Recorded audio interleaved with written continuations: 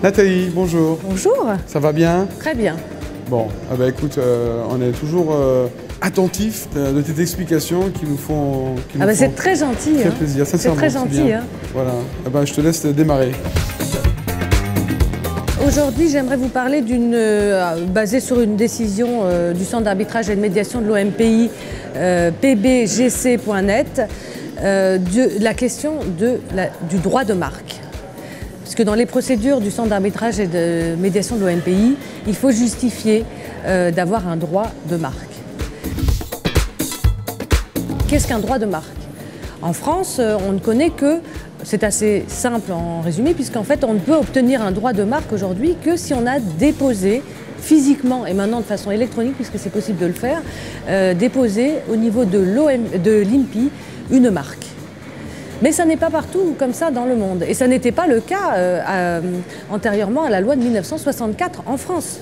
On pouvait acquérir des droits de marque autrement qu'en déposant par l'usage.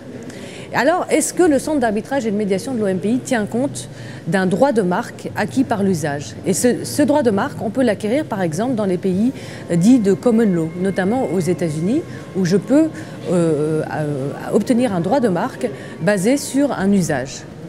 Et le Centre d'arbitrage de médiation, dans cette décision, qui nous dit effectivement qu'on peut tout à fait baser une plainte UDRP sur la base d'un droit de marque de common law, c'est-à-dire d'un droit de marque acquis par un usage, sous réserve qu'il réponde aux conditions classiques de l'acquisition d'un droit selon le common law. C'est-à-dire qu'il faut que le signe soit associé avec l'activité considérée depuis de façon établie et de façon soutenue, et en fait que dans l'esprit du public, il y ait une vraie association entre le produit et la marque.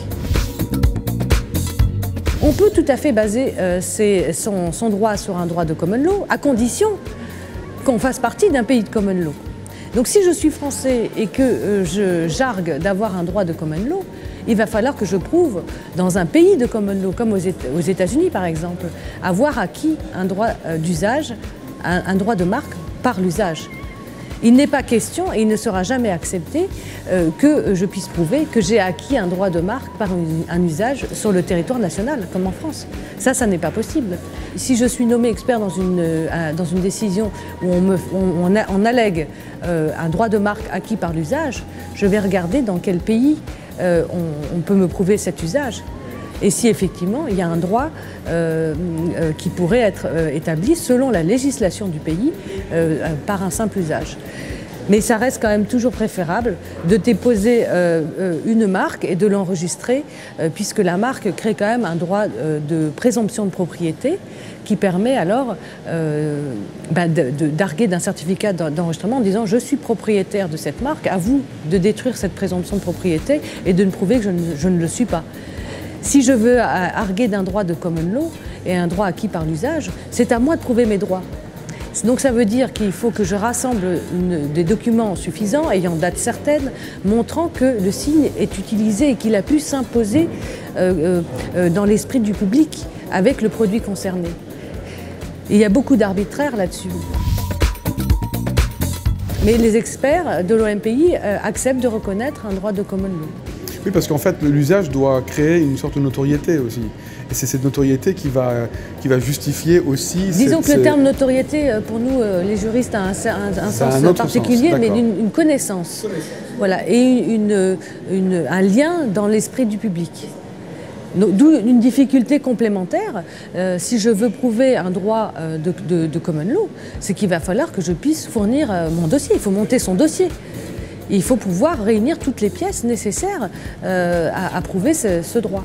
D'où une difficulté complémentaire. Ce qu'on peut en tirer comme conclusion, c'est que même si on n'a pas eu le réflexe de déposer une marque à un moment donné, il faut toujours conserver tous les éléments qui peuvent aller dans le sens de conforter ou de confirmer l'existence d'une dénomination, d'un nom.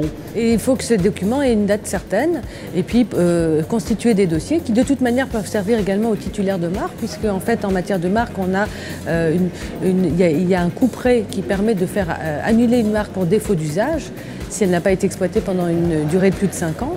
Et donc ça permet également, lorsque la marque est déposée, d'éviter la déchéance de la marque. Ces droits de common law, ils ont été reconnus également dans des cas de personnalité, pour des acteurs qui n'avaient pas déposé leur marque. Mais il reste toujours préférable de déposer la marque pour avoir accès aux outils prévus par la loi sur le droit des marques. Ça a effectivement un coût, mais en matière de défense, c'est quand même toujours plus efficace et plus facile. Se prémunir de son outil, quoi. C'est un outil qui lui permet de nous défendre. Oui. Et la marque est un outil également pour le titulaire du nom de domaine.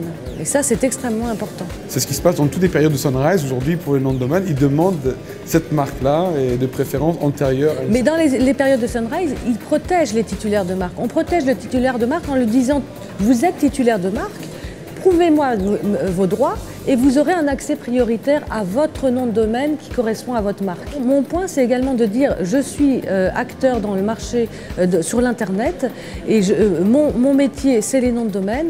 Il peut être judicieux de coupler cette réservation de nom de domaine par un droit de marque. Et ça, on n'a pas souvent le réflexe lorsqu'on est dans les noms de domaine. Même si la marque vient après le nom de domaine, ils vont mieux l'avoir. Exactement. C'est un droit qui va venir en soutien pour défendre le nom de domaine. Parce que ce n'est pas toujours des conflits entre marque et nom de domaine, mais on peut avoir un nom de domaine tout à fait légitime qu'on a envie de défendre. Et il faut se donner les moyens de pouvoir le défendre. Alors bien sûr, il n'est pas question de déposer à titre de marque tous les noms de domaine qu'on a en portefeuille.